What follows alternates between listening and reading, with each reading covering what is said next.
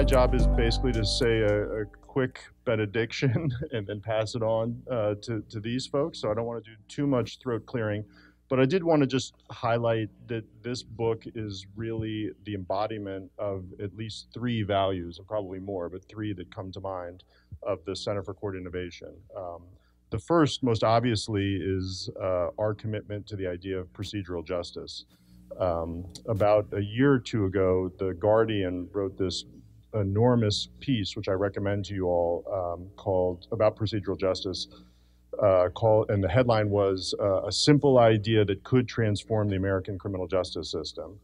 And I think that's a little bit of editorial hype, maybe, but I also kind of secretly believe it. At the Center for Court Innovation, we are committed to the idea that treating individual defendants and litigants and victims with dignity and respect is not just the right thing to do, but that it also can move the needle in terms of improving public trust and justice and promoting compliance with the law. And so I'm so excited to have this book here which commemorates that idea. So that's value number one that I think this book embodies.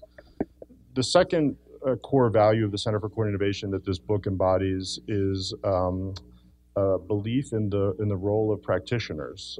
As I go through the world, quite often talking about criminal justice reform, I think sometimes there's this fantasy that somehow we can reform the criminal justice system without involving the people that run the criminal justice system, actually, and I think that is fantasy, that there is no substantial reform of the criminal justice system that's possible without winning the hearts and minds of the frontline judges and attorneys and probation officers and police officers.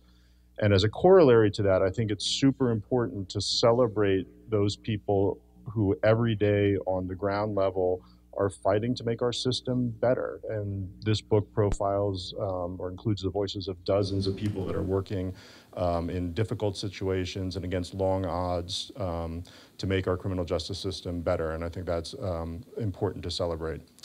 And then the third value of the Center for Court Innovation that this book embodies is a belief in the power of the written word. Now, even as we're doing this experimental live stream out to the world, and we do tweeting and podcasting and all these things, at the risk of seeming old-fashioned, I really believe that there's something special about the written word and the time and care and attention to detail that it takes to produce a book like this is incredibly impactful and incredibly powerful.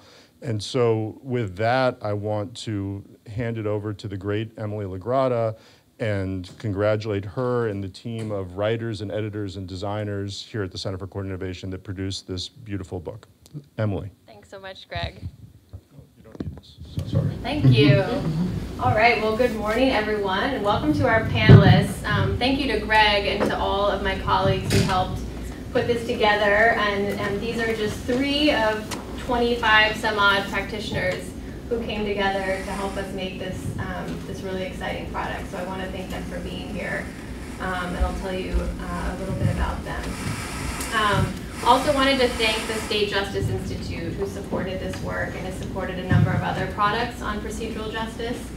Obviously, it's funders like that who can help us advance this work, and want to acknowledge them. So without further ado, want to introduce Barb Marcille, who's the trial court administrator in Portland, Multnomah County, Oregon. She's had a varied career, but has worked closely with the center on some procedural justice efforts and is currently undergoing some interesting work that has aimed to capture some of the ideals of procedural justice, and we're really looking forward to hearing about that today. So welcome. Thank you very much, and thank you for arranging some Portland-like weather for me. I feel very at home. To Barb's left is Melba Pearson, who's the Deputy Director of the ACLU of Florida. It's a new role for her. She's a career prosecutor, formerly practicing in Miami, and has really aimed to figure out kind of what is this relationship between procedural justice, race issues, civil liberties obviously now, and thinking about the role of victims and witnesses too in this process. And so we're just really honored to have you as well and your voice. Thank you. So thanks, Melba. And then lastly, but not least, Judge Steve Leben, who is from Kansas Court of Appeals, and is really one of the pioneers talking about procedural justice Overall, and certainly from the judicial perspective with Judge Kevin Burke. And so we're very honored to have you. Judge Leben has helped put together a number of products in collaboration with the National Center for State Courts and helps to maintain a website, proceduralfairness.org. And so his work has really helped blaze the trail for this and helping practitioners on the ground. So thanks, Emily. Happy to be here. Good. So thank you all so much. So, so for those of you relatively new to this topic, a quick definition to get us all on the same page. So procedural justice, obviously, is the idea that litigants care a lot about how they're treated in the process. And perhaps contrary to our intuition at times, while the outcome of a case is very important, research rooted in psychology theory actually demonstrates that fair treatment is far more impactful in how they assess their experience in the process. And as Greg mentioned, actually how they then comply with the court and even the law more generally going forward. So it is this powerful idea that a lot of jurisdictions and practitioners, as you all have exhibited, have really taken hold of and see how we can use it to our benefit. So to be fair, the book captures these voices. We're so thrilled to have this event to kind of commemorate the launch and look forward to the audience's active participation. If you could hold questions to the end, we'll have about 10 or 15 minutes for that at the end, and we'll get some discussion going then. So thank you. For those of you at home, To Be Fair is available online at our website, courtinnovation.org. The procedural justice tab. So please check it out, and you're welcome to contact us if you'd like a hard copy as well. So without further ado, let's get into the meaty stuff. So procedural justice, we heard from Greg of kind of, what is the relevance of this topic perhaps, but it feels like it's a special moment maybe in our country right now in thinking about public trust and confidence. So I wanted to hear from each of you, kind of what would you say is like the case for thinking about and discussing procedural justice right now in this moment? Maybe Judge, we'll start with you. Okay, but one of the things that's a problem right now in our country is an overall lack of trust in government. While the ratings for Congress are the lowest of all, the ratings for the other branches of government are not that hot either. A Gallup survey showed 75% of people in the U.S. think corruption is widespread in our government. And I found that astounding because there are other countries, Sweden for example, it's under 30% there that have that view. But in the United States today, people believe there's corruption everywhere. And that filters to when they go to court, they don't necessarily think the judge who has the robe on has some special status or will be fair. So we really have to go and prove it to them every day. The other thing that's happened is a partisan polarization in our country that is also affecting the courts. Before the year 2000, usually approval of the United States Supreme Court was over 60% in Gallup surveys that are done every year. When the Bush versus Gore decision came out, suddenly there was a partisan divide, and Democrats didn't approve of the court, Republicans did. In more recent years, during the Obama administration, that flipped. And after the Obergefell decision on marriage equality combined with the Affordable Care Act, Republican approval of the U.S. Supreme Court went down to 18%, with Democrats at 72%. In my opinion, that's really hard for our country if we have that kind of a partisan divide of our highest court. And it certainly filters down to lower courts as well. There's just a skepticism when people come in. And I think procedural fairness, procedural justice offers us a way to overcome that skepticism. Yeah, great. Thank you for that. And so far, so as a court administrator, I'm guessing that you hear a lot of the complaints and feedback that come into the court, good and bad. What are you seeing at kind of the local level that makes you kind of have made this commitment to addressing procedural justice? Well, the typical focus for the trial courts is on trials and outcomes of trials, but what we've seen is that it's not the litigants that are involved in the large trials that are the most impacted. It's the things that impact more of the people, the lower level offenses, the self-represented litigants in family matters and civil cases, that's impacting the hundreds of thousands of people in every community. And that's the real contact that people have with the justice system. And so if we can find ways to improve the trust of more people, that's where we can really inspire more confidence in the justice system. And so we do see the complaints for people who feel that they did not get to express their opinion, or they didn't truly understand what the process was that they needed to follow in order to have their case proceed correctly. And that leads to extreme dissatisfaction. So if we can find ways to improve the communication about what the process is, what the rules are in layman's terms, without technical legal jargon, and improve the interactions that litigants and defendants have with court staff as well as judges, it can really go a long way. Yeah, great, thank you. Melba, how about before we get to your new role, thinking way back, to when you were a practicing prosecutor, what public trust, how did that come up in your work? What were the costs when it was low? How did you kind of pick up on what the levels of trust were? Well, the bottom line is perception is reality. So even if you as an actor in the criminal justice system, you're fair, you're ethical, you're doing the best you can, if the folks you're coming into contact with perceive the system to be unfair, then there's not a whole lot you can necessarily do to shake it. That's why it's really important that you have diversity in the criminal justice system. So when a defendant walks into the courtroom, they're not walking into a situation where there's nobody there that looks like them. And that's one aspect. And the costs, with that perception of the system not being fair, you have reduced involvement and participation from victims and from witnesses, because they feel like, well, am I even going to get justice? Or I've saw what was done to my neighbor when he was a defendant in the case.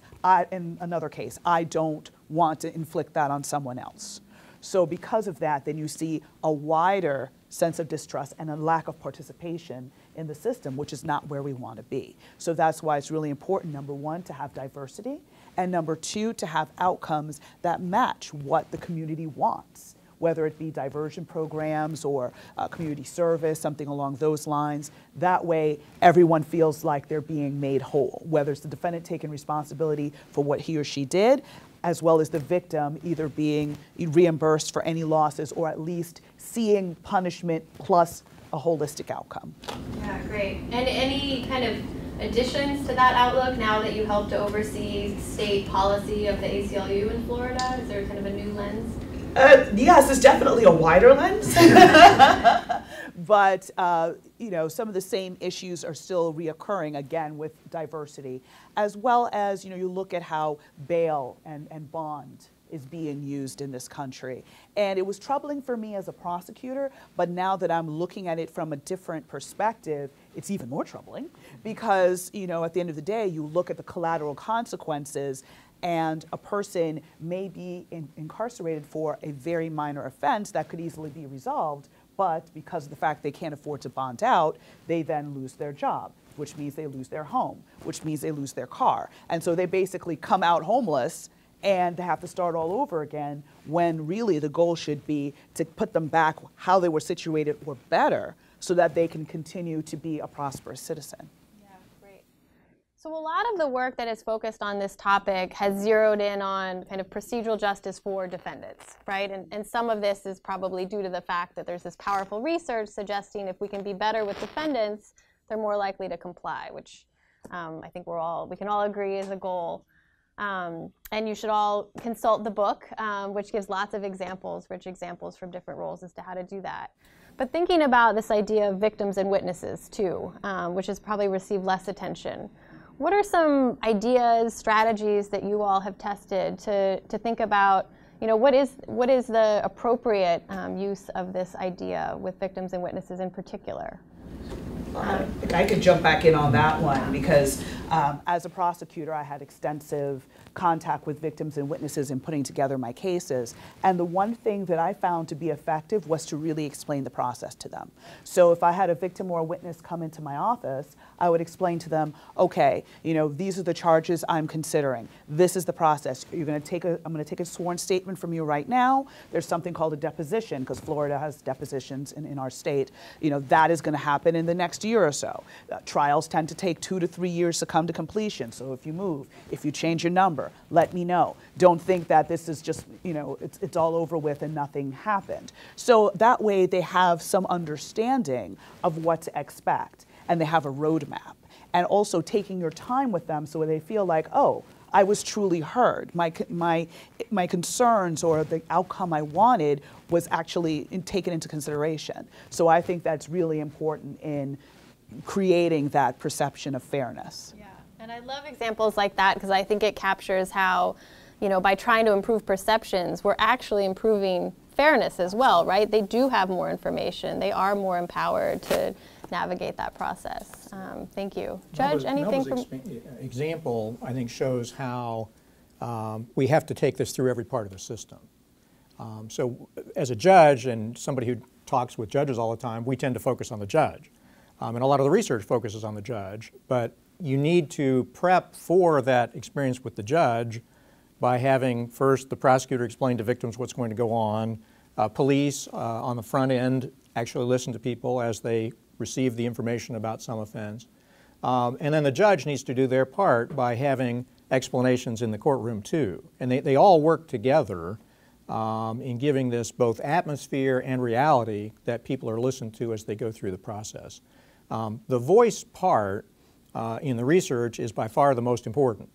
There are multiple things that go into procedural justice, but if they feel like they were listened to as they went through, that's going to be the most important thing. And if we've really got to do it at each stage. Right.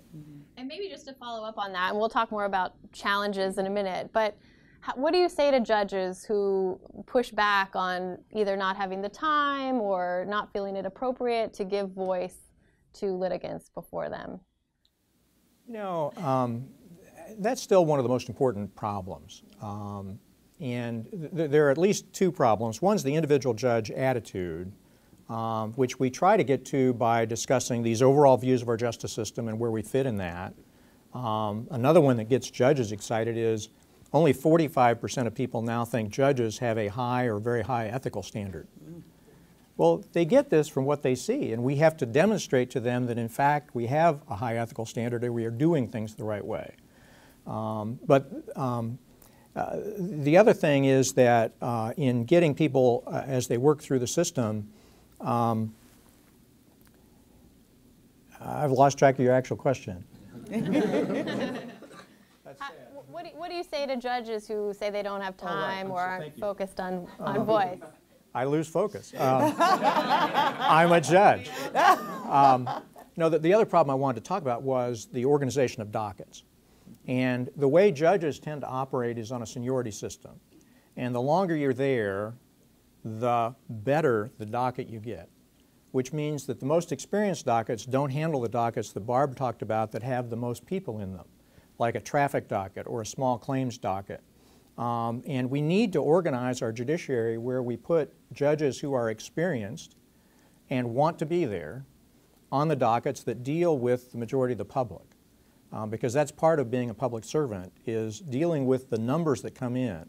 And we often have those dockets organized in a way in which the judge who handles it cannot give voice and spend enough time just by the way it's been organized. But we need judicial leadership, I think, as well as court administrator leadership to force changes in the way we organize our docket structure to give people the opportunity to truly be heard. Yeah, that's such an interesting point, counterpoint or addition to what Barb was mentioning. And some of the call for that, I think, needs to come from the public. It's not easy within the system for judges to want to make their life more difficult. It's difficult to deal with self-represented litigants in a divorce docket. Baltimore, for example, 90% of their cases now involve at least one self-represented litigant. That is hard work in a divorce docket. But you have to get people in there, and you have to design the docket in a way that can deal with what's actually coming through. Yeah, great. So that tees up perfectly another idea. So what is, Barb, maybe you can take this one first. What is the role of the court in kind of taking these ideas and this conversation directly to the public, as opposed to just waiting for them to come through our doors and improve that experience? Well, we as a court have been doing a number of things, and I think these are all simple things that courts everywhere can do. We've conducted listening sessions out in the community, and the key there is out in the community, outside of the court. Go to the community where people are, make it accessible, and give the public an opportunity to articulate what their perceptions are, what their experiences have been, so that we have a better understanding of what their viewpoints are and what problems we need to overcome. I think we've heard a lot of common threads in the listening sessions that we've had in terms of coordination of the different systems that people experience, a lot of misunderstandings, misconceptions by the public in terms of what element of control the courts have. You know, they want laws to be changed, they want, you know, more rights for different things. Well, the courts aren't able to control those things, but I think more civic education is in order. Something that we can do is try to do a better job of explaining to the public, you know, what the role of the courts actually is. We've heard about lack of feeling heard, a lot of that, and you know, there are simple logistical things we can do to overcome that. Part of what Judge Leben was referring to in terms of having experienced judges that are committed to procedural fairness on the bench for those high volume types of dockets, but some are just simple logistical things that are to overcome technology, basically. So many courts now are looking at their documents. Judges are looking from the bench at documents on a monitor, right? Just as you would experience if you're at a doctor's visit and the doctor is looking at the tablet the whole time and not talking to you eye to eye, same thing. If the judge is sitting on the bench looking down at a monitor and you're the litigant in the courtroom, you're not feeling respected, you're not feeling heard, you're not feeling like the judge is paying attention to you. The judge may very well be studying your documents closely and trying to do everything, you know, fair and equitably in your case, but if that's not your perception, you're going to walk away feeling like you didn't get a fair shot. So at the beginning you said that these are relatively easy things. It doesn't sound that easy. So who were the partners that needed to come together, and how did that, who was kind of standing by your side, or what was the team that was engaging in this conversation? I think these are important community discussions. Right. So in Multnomah County, in the Portland metro area, we've had involvement from the district attorney's office, from the defense attorneys, from the law enforcement, from community organizations. It's important to get the voices from each of those perspectives at the table so that you can coordinate your efforts, I think. Right, right. Great, well certainly. Can I just compliment what's going on in Multnomah County? I had a chance, along with Kevin Burke, to go out. We were coming to the Oregon Judicial Conference anyway, so we stopped in Portland first and met with their chief judge, who's the one who asked us to come by. And for a luncheon session, not only was the chief judge there, but every departmental judge was there. The prosecutor was there, the lead public defender was there, the sheriff's office was there, and all committed to these concepts. And they've continued working together for, I think, several years at this point on trying to improve procedural fairness in their court. And having that commitment from the broad coalition and then including the public is tremendous. What judges tend to do is meet among themselves and complain about other actors in the process. Prosecutors tend to meet among themselves and complain about other actors in the process, and none of us tend to involve the public. So once you bring in other players, that helps move judges' discussion from what judges would prefer to do, the easiest course in a particular case, to one that meets the needs of the entire group that's at the table. Portland has just done such a phenomenal job of bringing everybody to the table so they can all be heard. So I just wanted to comment on that. Thank you. We have a long way to go, of course, but I think it is a really important step that we do all sort of take responsibility for this problem together. As I was saying, you know, the public believes that the court is responsible for things that the court doesn't have control over, but it would be far too easy for us to say, that's not our problem, we don't charge crimes, you know, that's not our part of the justice system. It's really important that the courts get in there and understand what the problems are and work with the other justice system partners on them. Melba, how about in your current role? Engaging the community, I understand, is a big part of what you all are focusing on right now. What does that look like? How do you have these tough conversations, especially thinking about kind of marginalized communities or communities of color that may be particularly distrustful of the government and the courts? Well, there's several ways to go about it. First of all, I think the key is to go to the people, right? You have to meet folks where they are. So whether it's going to your churches, connecting with local stakeholders who really have their finger on the pulse of the community and kind of letting them know what changes are happening in the criminal justice system or what we need assistance with. Because we may know what the problem is, but if, let's say, you know, the head prosecutor in a particular jurisdiction doesn't necessarily agree, then you may need that public pressure to be able to bring about change. Same thing with the judges or anything along those lines. So it's about meeting the community where they are. It's also about giving out information. So whether it's through listening tours or in public forums or on using radio, social media, talking about the different issues confronting the system, letting people know that we've heard your concerns and these are the steps that we're trying to take to make things better. It's all about communication, really. Yeah. And are there, I love the example of specific types of organizations or the like that you can partner with. Are there certain forums, whether it's social media or other outlets that you found to be particularly useful? You know, I've noticed that young people really engage a lot with Twitter, Instagram, somewhat Facebook, but it seems that the trend is really Twitter and Instagram. So one thing we do at the ACLU is we make up these really cute infographics that would just give one fact or one statistic or give one particular thing that you can do to help in the cause. And that one quick, impactful photographic gives one piece of information that empowers a whole community. So that's, that use of technology is what really is helping to drive this movement forward. Right. I think so the kind of tie-in between race and procedural justice is one that requires a lot of additional exploration and research. I think what we do know is that regardless of race and ethnicity, people want procedural justice, right? They want to feel fairly treated, but kind of what does that mean for different communities? And how do you have those tough conversations with practitioners? Judge, I know you've done some thinking and some work on bringing implicit bias and that research into the conversation. What do you? Well, survey-wise, again, and one of the things I cover in all the presentations I do is survey data so we can get people some idea of what the world is outside their own courthouse. A national survey just asking people about state courts found that overall 66% of people felt judges treated people with respect and dignity, but among African Americans only 50% thought judges treated people with respect and dignity. And you saw about that 15 to 20% swing on several procedural justice questions, which means that we've got an issue we know we have, but it's demonstrable and it exists in the procedural fairness area specifically. One of the problems is research has not shown any magic bullet on implicit bias. There are things that seem to help, such as slowing judges down and getting them to focus on, I may have some bias that could come out.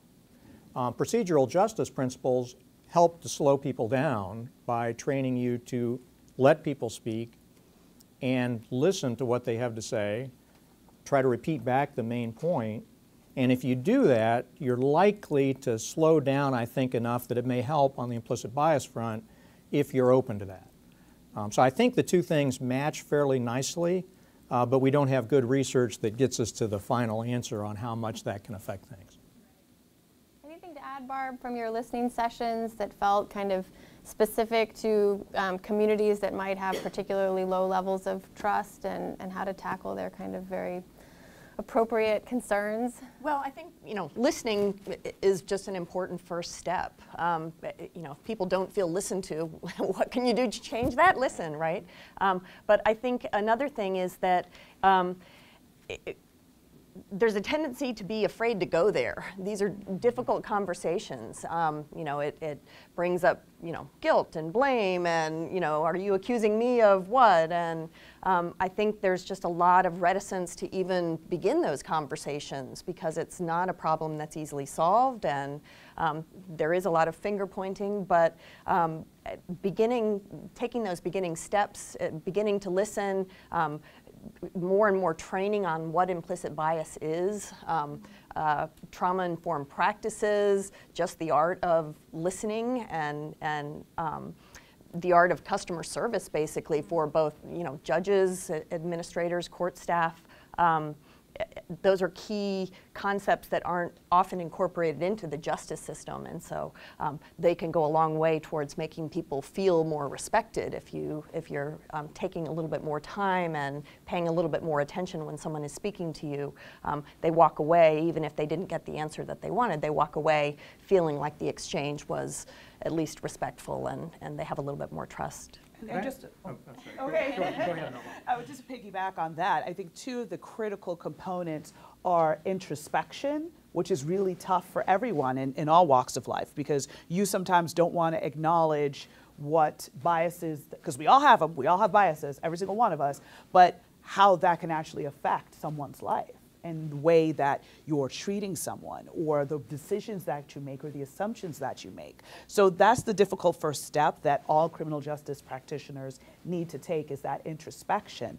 And then again, the common theme is slowing down. Because we have these huge dockets in court, and you're just rushing, and the defendant is like, oh, am I going to take this plea? What does it mean? Will I be able to drive? Will I be able to vote? Like, there's so many consequences to every single thing that happens in that courtroom that when you rush through it, things get missed, people don't understand, and then the end result is a lack of fairness. So it's definitely incumbent upon everybody, whether it's prosecutors, public defenders, defense attorneys, to take the time to explain to their clients what's going on, using a translator or an interpreter if there's a language barrier. Don't try to rush through it with Google Translate, right? That doesn't cut it. You need someone to really explain, whether you're the prosecutor or the defense attorney, what is going on, because that's an added level of fear. If you're someone who not only doesn't understand the language, you don't understand the judicial system in this country because you didn't grow up with it. So. If I could mention one other thing. In the business world, when they talk about employee supervision, they use different terms. But the procedural justice principles really are central to the employee supervision model that works best. So if employees actually feel like they have a voice or listened to, the rules are transparent and fairly applied, and they believe their boss is sincere and caring, the whole work environment works better. And I think that is something that has to translate to the court system too. Judges are not, we don't get our jobs because we've been trained to supervise people well, but all judges have some supervisory role in a courthouse. In the police departments, a study in Las Vegas showed that for officers who believed they were fairly treated by their supervisor, there was a significantly less racial disparity in the use of force. We don't have a lot of research on that, but that's one indicator that happy employees will do a better job in a lot of areas. And I think we have to work with our courthouses to try to make it so that everyone, we talked about the team approach to making sure people feel listened to, but we have to have a team approach to our supervision and making sure our courthouse is all on the same page too.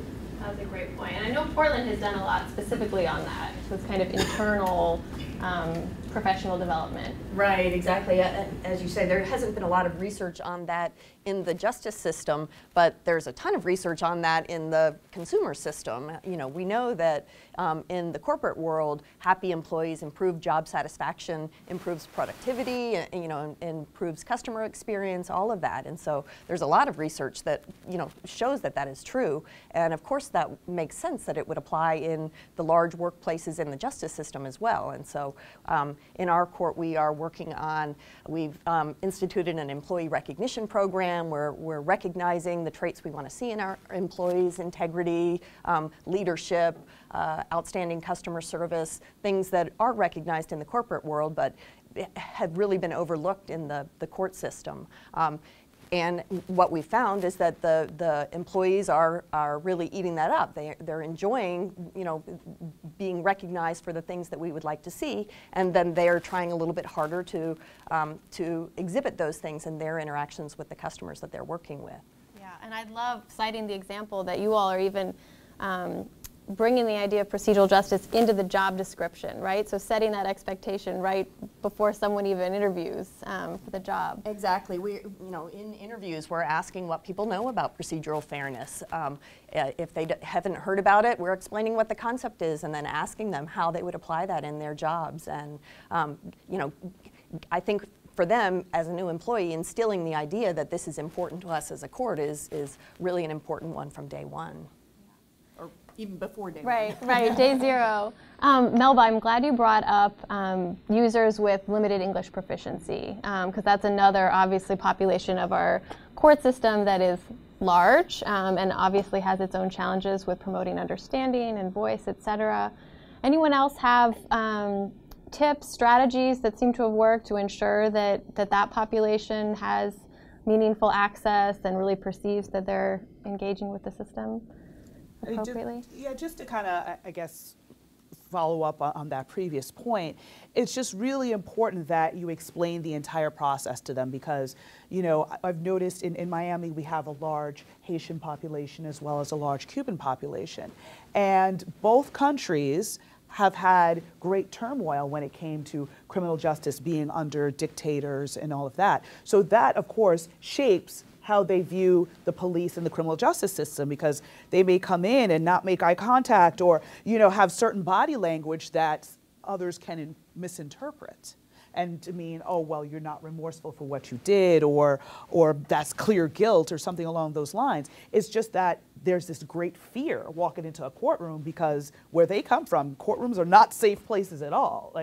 And you don't get a fair trial, and you don't really get your day in court, and you just end up being incarcerated for years on end with no resolution. So it's really important to make them feel a little bit more comfortable with what's to come, especially if they're victims, because they may think, okay, what's going to happen to me if I testify? Maybe my criminal history isn't the best, or maybe I'm worried about immigration consequences. I mean, you have to really work hard, especially in this day and age, to put people at ease so that they can participate in the system fully. Anyone else on that? Well, I would just add there that I think it's a common mistake for particularly communities that don't have a high percentage of non-English language speakers to have instructions about process only available in English, to have instructions about how to get a translator only in English, right. To have, I think it's a really common mistake, and it's a fairly easy one to solve, but, becoming aware of that as a problem is definitely a step that needs to be taken. Right. Great. So, skepticism. So we touched on this a little bit earlier. I'm sure you've each faced different flavors of it as you've promoted this topic in your various roles. So I want to hear a little bit about how do you hit that head on? Are there certain bits of advice you would give your counterparts around the country as they engage in this conversation?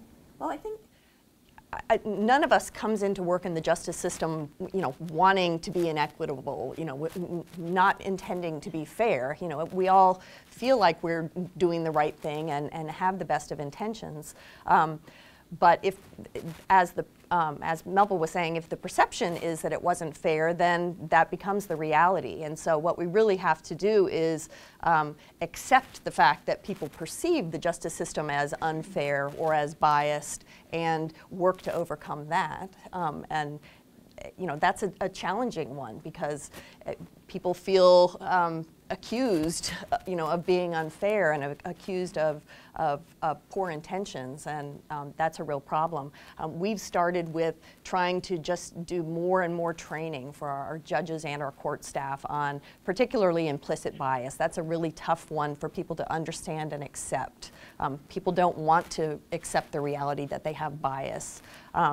And once you understand that that is a natural part of the way your brain works, then you can begin to look at practical ways that you can overcome that. Yeah. And also I think it's about listening and engaging, because, you know, as Barb was saying, I mean, just to be blunt, you know, sometimes you bring up the concept of implicit bias. It's like, you calling me a racist? Whoa, whoa, whoa, whoa, whoa. We're not going there, okay? This is just to, you know, take a look at how the criminal justice system can negatively impact communities and communities of color. So it's a matter of listening to what folks are saying and also engaging from a community service perspective. Because if, you know, you don't really know the community that you're serving, how will you understand how things impact them? And you also, it's harder to hate who you know, right? And I'm not, again, not going all the way to racism. I know you know. Right? But, you know, when you're actually engaging with a community and hanging out with their kids, or if you're doing something at a domestic violence shelter and getting to know folks, it's a little bit more difficult for you to hold on to misconceptions as you get to know people. So that's why I think community service is a huge component for prosecutors, for public defenders and defense attorneys, as well as judges and court staff. So Judge, I'm sure you've lost count as to how many trainings you've done on this topic, so I'm sure you've heard it all. Well, not all. A couple weeks ago, I was involved with a conference at Hofstra Law School, and I spent a whole day moderating 2 small groups on implicit bias, just discussing among themselves, not a training, but just a discussion of what they thought might help the system in the area. And I was fascinated with a person or two in there that basically didn't believe it exists, or that they were immune from it. I don't think in any of the trainings I've been involved in you can get past that. I think it would take really intensive stuff that they would have to commit a lot of time to get past that. I'm hopeful, though, that over time, as those of us who are older judges pass out of the system and are replaced by people who have grown up in a different society, clearly the United States has moved forward from the date of the Civil Rights Act 50 years ago to today, and I hope it will move forward in the next 50 years. And I think it's just going to be that gradual movement that is going to bring the justice system along. We can't change totally the attitudes of people who have grown up with different understandings and aren't there. On the other hand, without attacking it directly, we can try to get them to work on the procedural justice principles, which I think have a similar impact, and we can also appeal to their basic sense of why they got into a justice system to begin with. They had these greater ideals when they started of inclusion and fairness to everybody. So what Kevin Burke and I do is try to appeal both to that inner self that wants to get to a better place for everyone, and the fact that public opinion is such that we need to really work as a group to get the whole court system to a higher place. And that avoids attacking somebody directly, but still hopefully gets them on this piece of the puzzle that I think can move the whole ship a little bit. Yeah, great. So we're sort of running out of time. I think we have time for maybe 1 or 2 other questions, and then we'll want to hear from our friends in the audience. But I want to talk about results. And this could be, you know, what we know about the literature, but also just what we've seen kind of anecdotally in practice. So what were kind of the aha moments you've seen for yourself or among your colleagues of like, wow, we've hit like a turning point here, that this is really working? You had a moment like that or observed it? We're getting there, yes. Yeah. I mean, one of the things that we've started doing is having lunch and learn sessions where we've invited members of the community from different backgrounds, people with disabilities, people of Muslim faith, race issues. We've had Native Americans, different cultures coming in and speaking about their perceptions, and we've found that staff and judges alike have both really gotten a lot out of that. And once they start to better understand people that are different from them, it gives them some tools then for overcoming that implicit bias. And what we've heard from staff is that now that they've realized that these things exist, when they're interacting with people that they understand are different from them, but now understand where they're coming from a little bit better, the interaction goes much more smoothly. So I mean, I think that's been a really positive thing for us. You know, one of the aha moments for me came in when I had a chance to interview you instead of the other way around. And you gave an example, and I like specific examples that I can relate to, of how to put this into practice. And the example from one of the communications experts you'd worked with was, for a judge, instead of asking, do you have any questions at the end of a hearing, ask, what questions do you have? And most people come into a court system intimidated. It's not where they spend most of their time, and if they do spend a lot of time there, it's not where they're told by their attorney they should speak very much. A question like that helps to make it clear the judge actually does care that you want them to understand. And one of the best aspects of getting people to understand is having the judge take that as their personal responsibility to make sure the people who come through their court actually understand what happened. So I like specific things that have been shown to work, and that one makes intuitive sense and actually also works. Yeah, great. How about you, Melba? Have you seen the impact of some of these changes in either role that you've held recently? Well, I mean, I think back to when I was a prosecutor, and the times that I had that aha moment and that I knew that I was on the right track, at least from a personal perspective, is when I had those interactions with the victims, the witnesses, where they like thank me and say, you know, this was a tough time for me, but thank you for sticking by me and helping me, you know, get through this process. And that means a lot. And I've also had it from defendants too, which is really, it was always strange, and people kind of looked at me really weird, like, why is this defendant even talking to you? And I'm like, because they're a person. You know, and it's about, they did something wrong, but as long as they take responsibility and understand how to go forward from here, that's a win-win for everybody. So, you know, I've had, you know, interactions with the defendants where they're just like, you know, thank you, miss, okay, miss, you know, and it was like with respect. I was like, okay, because that's what happens when you listen to people and you're fair with them. They take in the respect and give it back to you as well. So. Yeah. Last question. So you make this sound too easy, all of you. So what one kind of tangible piece of advice would you give folks as to, like, tomorrow when I show up at work, in court, or in my role, what can I do to start to feel like I'm engaging in one or more of the kind of key elements of procedural justice? One little tip that we can start tomorrow. Speak slowly and carry a big smile. Love it. Great. Easy enough. How about you, Melba? I would say listen, like really listen. You know, don't just pretend listen, like really understand what the person is saying to you. And same thing, slow down, because in your rush, you miss things. And that's the danger when you have literally people's lives and liberties in your hands. So you have to slow down and you have to listen. For judges, when they put on their robe, which you do every time before you go out in the courtroom, make that a moment where you think about why you got to be in this position. Why did you want to be a judge? Just think about that each time you put the robe on. Good. Thank you all so much. So we have time for some questions from the audience. Hello, thank you for being here today.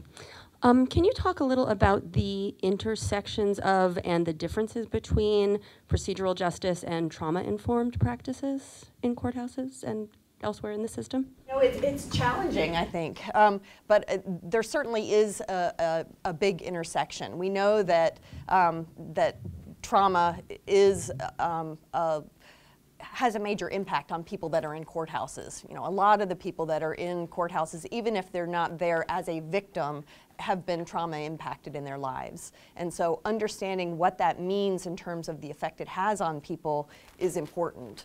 So starting with education on what being trauma-informed means, what impact trauma has on how somebody might interact with you, what that looks like, that's part of it. And so if we can do that, then we are being, you know, we're helping further procedural fairness with those individuals. If people that are impacted by trauma are coming to our court, and because they are not making eye contact or because they're yelling at us, you know, if we're assuming that's because they're hostile and we treat them, you know, brusquely, that's having the opposite impact of what we should be doing, which is understand that it may be coming from a different place, a place of fear in their lives, and if we can treat them more gently, then maybe we can have a better interaction and they can walk away feeling understood. And so I think, you know, that's where you start. It's not an easy problem to solve, but it's certainly an important concept.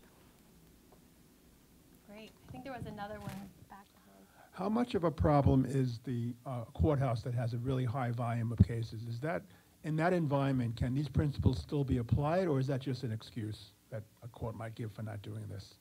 Yes and yes. I mean, it is an excuse, because when we say slow down, listen to people, give them a chance to speak, that takes time. And in a high volume environment, you don't have a lot of time. We can't double the length of our dockets. We can't take twice as much time with every person that's in a long line when we have other people that have been waiting in that line for an hour or longer. So it's an issue, but there are things that you can do, the making eye contact, the trying to smile, the speaking clearly. Those are things that you can do that don't take a lot of extra time but can make a big difference.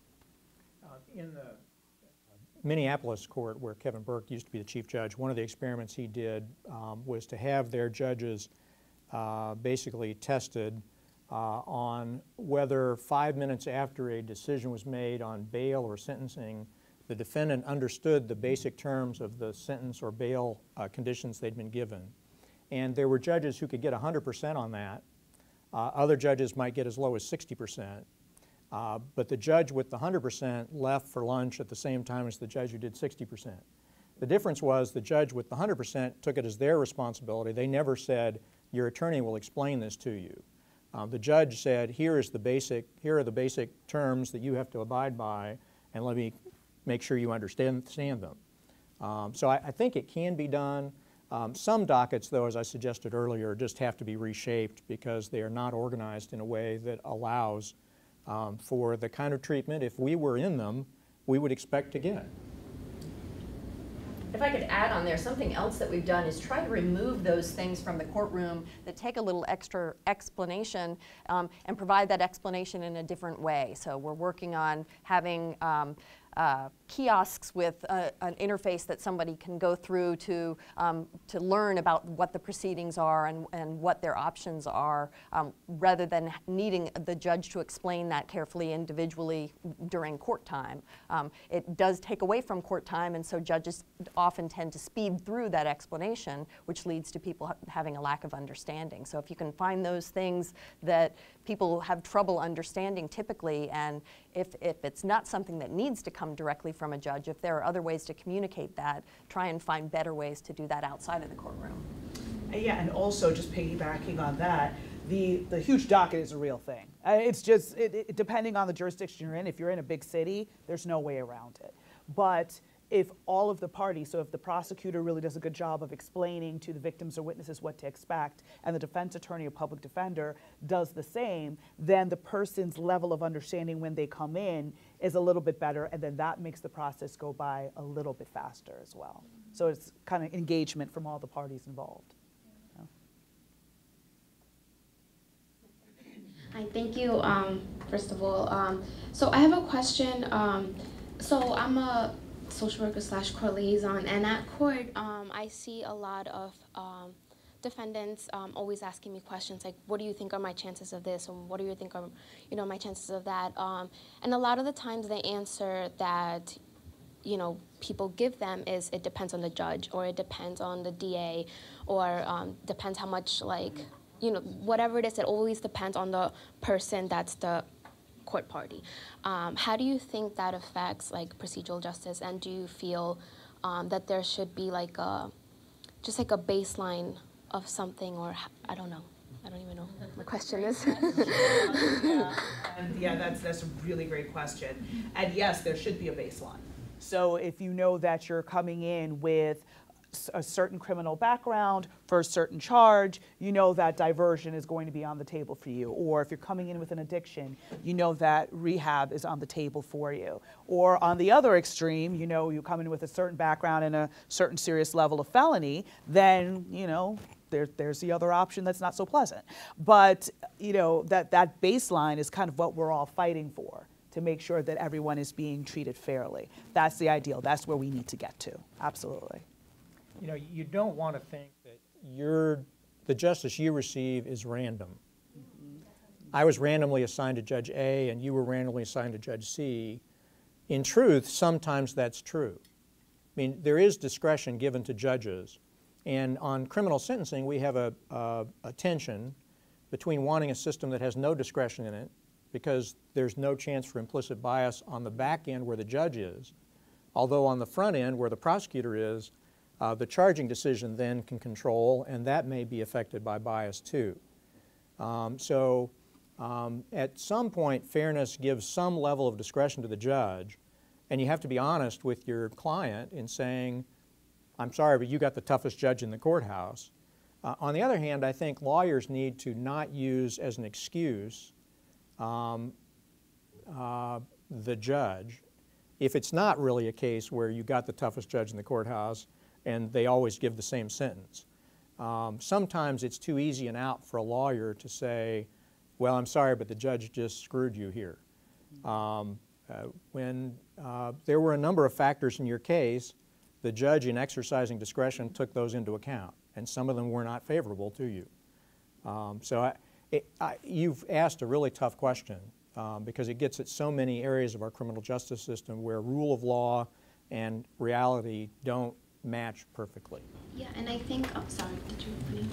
Go ahead. Hear what you have to say. I think like it also starts just with the first interaction with the police officer. It depends on the police officer if they will allow you to go for this charge or not, or if they give you a ticket or not. And then the ADA, how much bail they set. Some people, like I've seen at court, ask for like $100,000 and $20,000, and then others ROR everybody. So it really like just depends. You never know what you're walking into. The other thing I was just going to bring up is that a lot of where we see that is for self-represented litigants who don't have lawyers involved, and when they're asking these questions, what a lot of us that, certainly the staff in the court system are trained is not to provide legal advice, to be very careful not to give legal advice. And so the quick and easy answer to those questions about what's the judge going to do or what are my options is, well, I can't give legal advice. Actually, you can do a lot of explaining about procedure and process without giving legal advice. And so I think we have to swing the pendulum back a little bit and find ways to actually answer questions that are about procedure. Yes, court staff can't give legal advice, but they can provide a little bit more explanation about what might happen or what the judge's options are. Great. So thank you for that great question. So we're out of time. Please help me in thanking our panelists and congratulating Subi Fair.